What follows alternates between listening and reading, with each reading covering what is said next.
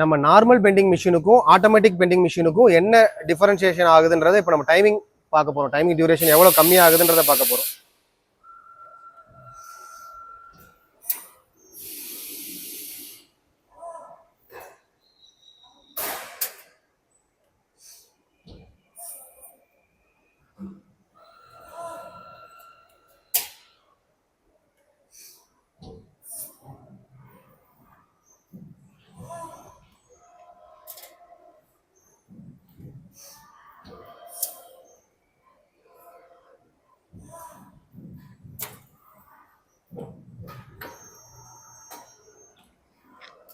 இப்போ இந்த பெண்டிங் ஃபுல்லாமே இந்த இதுலயே பண்ணியாச்சு. இப்போ அடுத்த ஆப்ரேஷன் பண்ணும்போது நம்ம டூல்ஸ் சேஞ்ச் பண்ணி தான் ஆகணும்.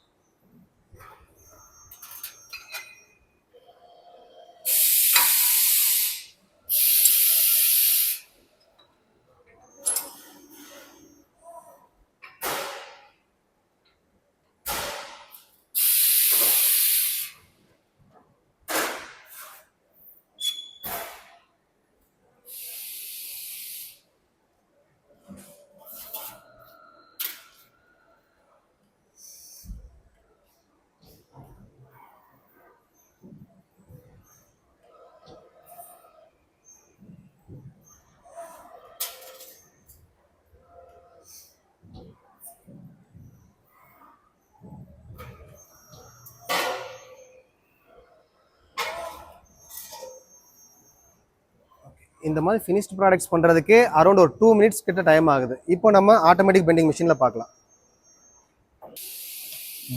ஆட்டோமேட்டிக் பெண்டிங் மிஷின்லையும் 2 மிஷினும் சேர்ந்து தான் ஸ்டார்ட் பண்ணோம். அதுக்குள்ளேயும் இவங்க வந்து இவ்வளோ ப்ரொடக்ஷன் பண்ணியிருக்காங்க.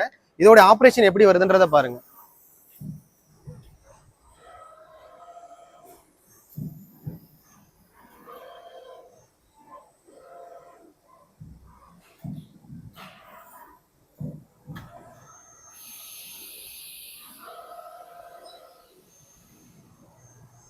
ஒன்ஸ் ஒரு ப்ரோக்ராம் செட் பண்ணிட்டாவே அது ஆட்டோமேட்டிக்காவே 100 நாளும் 500 நாளுமே ப்ரொடக்ஷன் பண்ண முடியும். இப்போ நம்ம ஆட்டோமேட்டிக் மிஷின் பெண்டிங் மிஷின்ல 14 seconds தான் ஆகுது ஒரு ப்ராடக்ட் பண்றதுக்கு. அந்த மிஷின்ல 2 minutes கிட்ட ஆகுது. ஒரு தடவையும் நம்ம ஒரு டூல்ஸும் சேஞ்ச் பண்ற மாதிரி இருக்குது.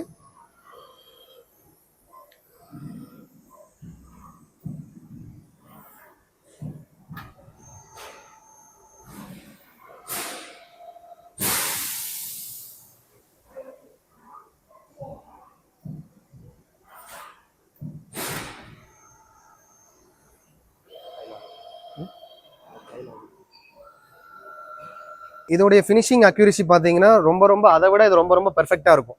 அது கூட கொஞ்சம் 90 கம்மியாக இருக்கிற மாதிரி இருக்கும். இது ஃபுல்லாக ஃபினிஷிங் பக்காவாக இருக்கும். இது அரௌண்ட் வந்து ஒரு 500 pieces ஆர்டர் இருக்குது. இந்த வந்து நம்ம நார்மல் பெண்டிங் மிஷினில் போட்டால் எனக்கு 2-3 ஷிஃப்ட் டைம் எடுக்கும். நம்ம அந்த கிரேஸ் டைம் அந்த எல்லாத்துக்கும் டைம் எடுக்கும். இது வந்து பார்த்தீங்கன்னா எனக்கு அரௌண்ட் ஒரு 2 hours 3 hours எல்லாமே என்னால் ப்ரொடக்ஷன் பண்ண முடியும்.